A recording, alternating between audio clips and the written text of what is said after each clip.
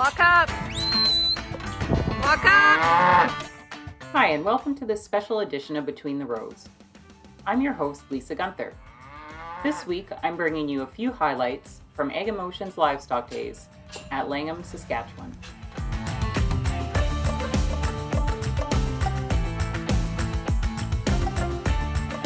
Dry pastures may be causing key vitamin and mineral deficiencies in your cattle. Dr. John Campbell will tell us what to watch for and how to fix it. Vitamin A is all derived from beta-carotene, which is part of the green plant. So around Saskatoon, at least, we've had almost no rain since June, and we know that there's not much green stuff left out there. There's no doubt this widespread drought has ratcheted up stress levels for farmers and ranchers. How can we recognize and manage stress? Cynthia Beck shares some tips. One thing that's really important to keep in mind with chronic stress is that it has implications for our mental health and our physical health if we experience that chronic stress long term without kind of getting it checked. But first, Jolie Vermette shares her passion for working cattle with stock dogs.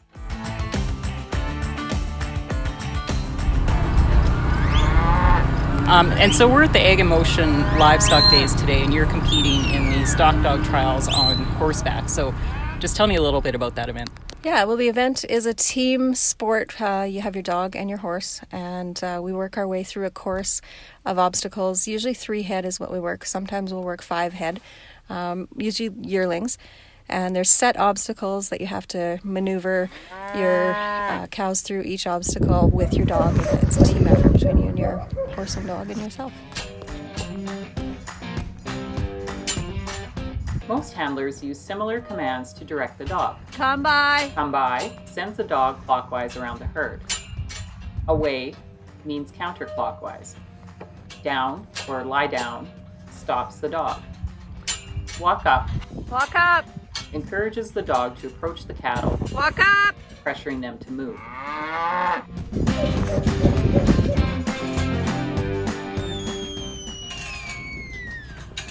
And so to me that seems like there's more moving parts than even the ground-based riderless stock dog trial. So what does it take to get everyone working together in this event? Yeah, I think for us, we do this a lot because it's our livelihood in a way at home. So, a lot of what we do every day is on a horse with a dog. Walk up! Walk up! Shh, shh, shh. And we actually started competing in the trial world horseback before we ever did any foot stuff where you stand and are not mounted. So the mounted stuff for us was kind of just natural, but it definitely, being a team effort, you can ride anywhere and utilize your horse as much as your dog. So I have to adjust from when I work foot at a trial to then remembering that I can use my horse and move and not think that my dog just has to do it all. But a well-trained dog and a well-trained horse, you're able to cover twice as much ground and usually convince the cows even quicker and nicer that they need to move the direction you want them. So what is it that you love about this event? Because really you're kind of, like you said, it's sort of replicating what you do at home, which is, I guess, work in a way, but obviously something you have a passion for. So it definitely has become a passion for both myself and my husband. The dogs are just so keen and they will lay their lives on the line for you. And to have a partner willing to do that, I've always been a horse kid growing up and always rode through my whole life and appreciated the handiness of a horse and the relationship between yourself and the horse and how stock responds to a horse and a dog. And yeah, it's the competitive end of it has definitely bit us and kind of become a little bit of an addiction. So for someone who's interested in this sport but hasn't dipped their toe in yet, how can they get started? I think if you are using dogs and have horses, it's a friendly group. Reach out to somebody. The Canadian Cattle Dog Association has a good website. If you can find somebody to kind of help you get started. We do run novice classes in the foot trials, which is a nice way to get started. trialing. Horseback, we all compete against each other, so it'll be novice handlers mixed right in with the open handlers. There's resources out there. Just reach out to somebody because it is a fun group. And most of us are very practical cattlemen that are just here having fun and doing our thing that we normally do at home. Anything else you want to add? Oh, gosh. Yeah, like I say, I just marvel at what the dogs are capable of doing. And when you think about an animal that is so small compared to an animal that's so large, and how a good dog can manipulate the movements of that very large cow or bull, and all they expect is to be fed every night, and they'll lay at your feet and love you no matter what, and they will work 10 times harder than any person. So I think for me, just the relationship between my dogs and myself, and knowing that they're so willing. Great. Well, thank you very much, and good luck this afternoon. Thanks, Lisa.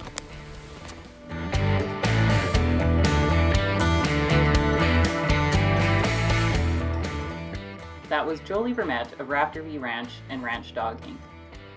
For more information on stock dog trials, visit www.canadiancattledog.ca.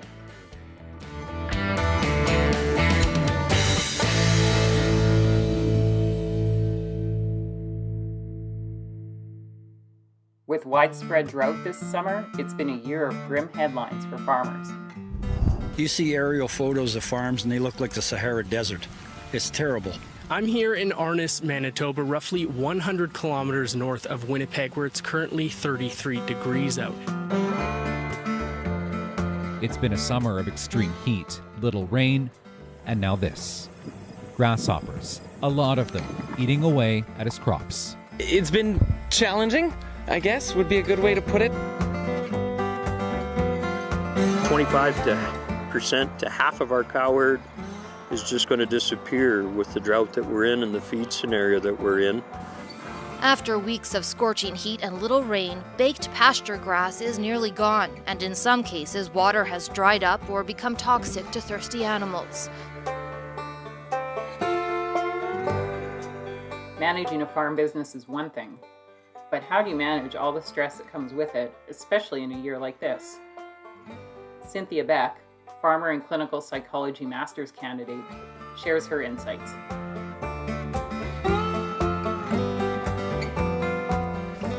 Okay, just to start with, could you introduce yourself and tell us a little bit about yourself? Sure. My name is Cynthia Beck. I am a clinical psychology master's candidate at the University of Regina. I'm also a mixed farm operator. I farm with my husband and his family. I'm a parent. I do suicide intervention response. So just like many other producers that are out there, I wear multiple hats depending on the day. And so we're at the Ag in Motion Livestock Days, and you were talking about mental health, and one thing that struck me was, as part of your presentation, was sort of the difference between chronic versus acute stress. So just tell us a little bit about that. The differences between chronic and acute stress are actually really important. Chronic stress is the stress that many producers are experiencing right now, and that is the long-term stress that's lasting, like from spring to summer pastures drying up to harvest. So chronic stress stretches out over a time frame. Acute stress is something when we are imminently in danger. Right? So if you were in a car accident, that would be acute stress. So your body responds really quickly and then recovers a little more quickly than it would when you were experiencing chronic stress. And so I think probably a lot of people are experiencing chronic stress, especially this summer, given the drought. What are some ways to mitigate that or just deal with that? One thing that's really important to keep in mind with chronic stress is that it has implications for our mental health and our physical health if we experience that chronic stress long term without kind of getting it checked or trying to mitigate it, just like you said. So part of the way to do that is, number one, recognize that you've been experiencing stress for a long time. So are you sleeping? Well, chances are if you are experiencing chronic stress, you are worrying, you may be experiencing anxiety, and you're probably not sleeping. Also with chronic stress, quite often as farm producers, we stick our nose to the ground and we work through that problem. Well, when we do that, we make ourselves less of a priority. So to mitigate that chronic stress, it's really important to make sure that you are doing the basic things that your body needs. Sleeping, eating, like fuel your body the same way that you would fuel up your machinery. Make sure that you are hydrating your body. Your tractor runs out of gas, leaves you stranded in the hayfield. Well, so will your body if you're not fueling it properly or hydrating it properly. Another thing that's important to keep in mind is that at some point we need to disengage from that stress. Think of it as an electric fencer. If you were to hang on to an electric fencer long term, eventually it becomes too much for your body to handle. And that's the same way with chronic stress. If we don't find a way to disengage, like turn off social media, turn off the TV, turn off radio, and go do something that is not farm related. And I'm not saying it has to be for a week's vacation in Mexico or anything, but be realistic. Go have a coffee with a neighbor. Go play a round of golf. It doesn't matter, but you need to disengage from the stress. And in order to do that, it's important to disengage from the environment where you are experiencing that stress.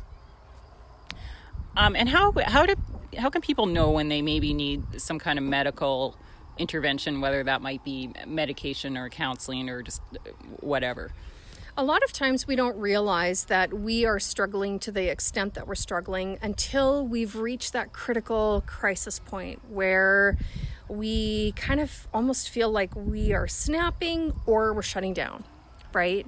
So I encourage people to, if you're struggling or you are having a hard time regulating yourself and managing the stress, then go talk to someone. Talk to a friend, talk to a neighbor, talk to a family member, phone the farm stress line, depending on where you live, or Canadian Mental Health Association has lots of resources online. So sometimes we don't have the ability to recognize that we are experiencing that difficulty when we are in the middle of it. So we need to rely on other people to help us with that. Also, we can be that person who kind of points out to the person or reflects to the person saying, hey, how are you doing? Let's go for a coffee. Great. Thank you very much. Is there anything else you want to add today? I just encourage everyone to take care of themselves out there. For ranchers and farmers, we are experiencing a lot of stress right now. And please make yourself as much a priority as you do your farm or your work. Great. Well, thank you so much. Thank you.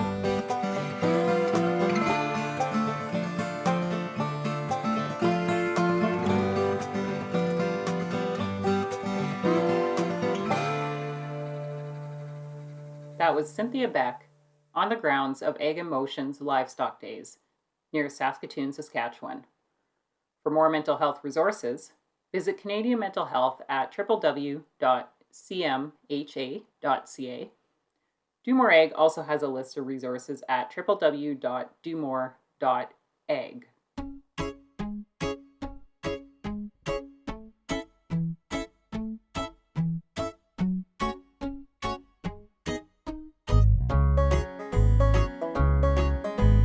It's not a farm show without speakers covering practical production topics. From forage options to water sampling, there was plenty of learning to be done at Ag in Motion's Livestock Days. As ranchers pull their herds off summer pasture, they need to be aware that drought can mean vitamin and mineral deficiencies in cows. Dr. John Campbell joined us to talk about 2 deficiencies to watch for this fall and what to do about it.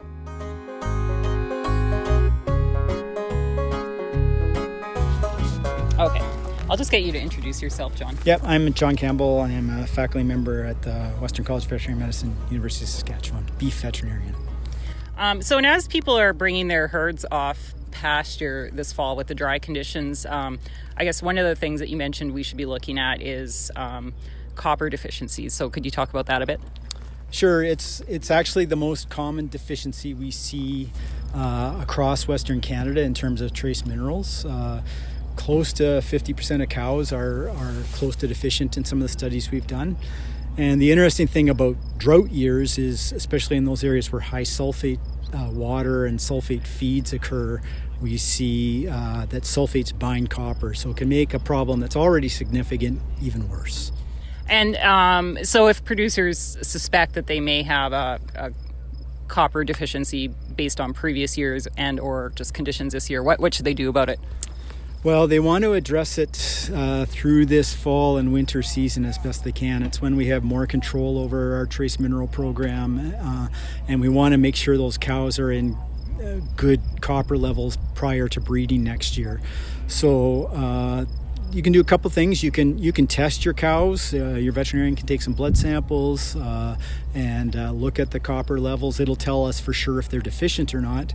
And then you could think about the best way to supplement those cows. If you can force feed it, we know that that's a much better approach. I know that's not always logistically possible in our extended grazing seasons and things like that, but if it is a possibility, and it might be this year because we're feeding different things this year and we may be dry lotting more cows, then for sure try to force feed the trace mineral. The other thing to think about is maybe making sure your trace mineral and salt are combined, because the salt drives intake a little bit, and monitor the intakes as well and make sure that your cows are eating trace mineral. So another thing you mentioned was vitamin A deficiencies might be a little bit more common this year with the drought. So just tell us a little bit about that. Yeah, vitamin A is a pretty important fat-soluble vitamin that's important for immune function and for reproduction and a number of other things. For eyesight, we know deficiencies cause blindness as well. And vitamin A is all derived from beta-carotene, which is part of the green plant. So around Saskatoon, at least, we've had almost no rain since June, and we know that there's not much green stuff left out there. So, and to top it off, cows are going to be on stored feeds longer this year than before other years, and so they're highly likely to be quite deficient in vitamin A. The newborn calf is really reliant on the mother to give them vitamin A, so it all comes through the colostrum to the newborn calf. So we've got to make sure that both our cows and our calves coming off pasture probably get supplemented with vitamin A, probably consider giving some injectable stuff to improve them right away, and then making sure that they have a vitamin A supplement in the ration of some sort, or in the trace mineral mix that you have. Anything else you want to add, John, that producers should know about? Well, we know that calves born that are deficient in vitamin A, they're about 3 times more likely to die, so it's a pretty important trace vitamin that we gotta make sure cows are adequate for, and really this fall and winter period is the only time we have to deal with that. We got so many challenges with drought this year. This is just one other to add on top of it, but making sure that those cows have adequate vitamins and trace minerals is probably pretty important this fall and winter. Great. Well, thank you very much. Okay, thanks.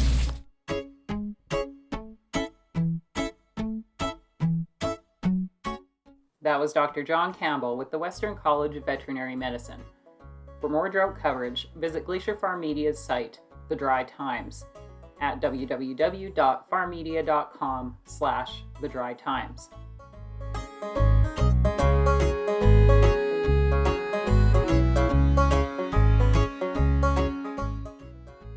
That's all for this special edition of Between the Rows, coming to you from Ag Emotions Livestock Days at Langham, Saskatchewan.